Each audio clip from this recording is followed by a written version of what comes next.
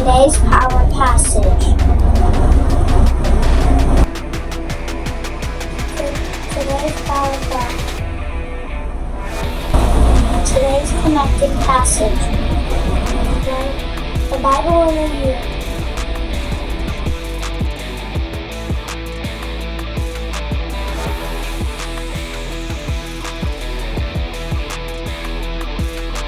Hey Trail Riders, welcome back to the Daily Ride. I hope you guys are doing well. Today we're going to be talking about pulling the revival trigger.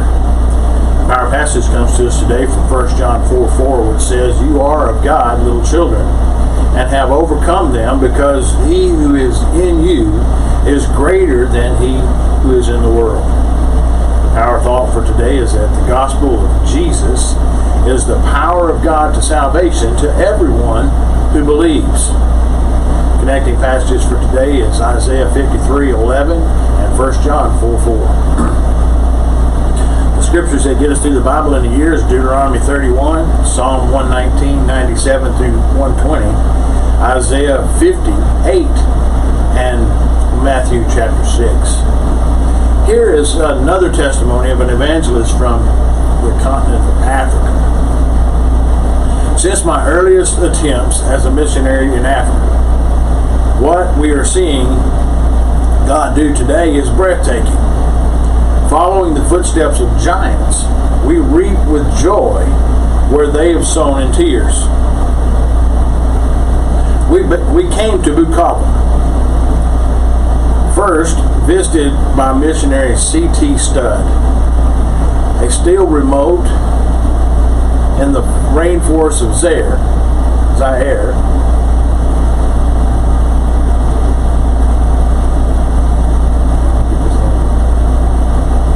We saw 70,000 people respond to God's call to love. David Livingstone prophesied that there would be where he hardly saw a convert. Later, there would be thousands. So it was. At Malawi, named after the town in Scotland, Blantyre, the town of Scotland where Livingstone was born, several 100,000 responded to the call for salvation. Today, witchcraft, occultism, and evil make the gospel as vital as a gun in a snake pit. Jesus sets the captives free. Wholesale, cool and casual Christianity will do nothing. Nations urgently need the flaming message of the cross now, not at our leisure. Some time ago, our northerly thrust reached almost to the Sahara Desert close to the capital at Burkina Faso, which was former the Upper Volta. The country noted for occultism, gathering total 800,000 people in 6 meetings, with almost 250,000 people in the cultivating service. Most of them professed Jesus Christ, including many Muslims and animists. Similarly, later on in Nigeria, the city of Kaduna, 500,000 people gathered in a single service, and a total of 1.67 million in 6 meetings. Then, to top it all off, in the Millennium Great Gospel Crusade in Lagos, Nigeria,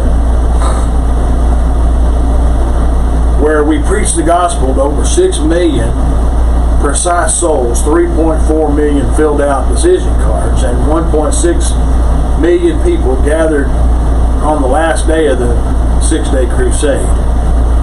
The response to the power of gospel was absolutely awesome.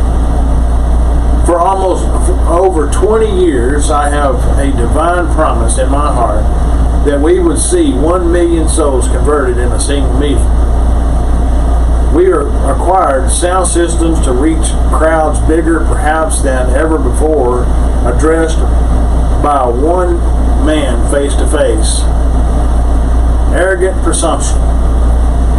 if the crucified one is to see the labor of souls and be satisfied, dare we think in smaller terms? We would be satisfied with anything. Would we be satisfied with anything less? Dare to have big faith. Yes, we saw 1 million souls saved in a single service in Lagos. God's promise has been fulfilled, and we are moving forward in God's gospel combine harvester, gathering souls to Him in mass. So today, your thoughts for a quiet time are this.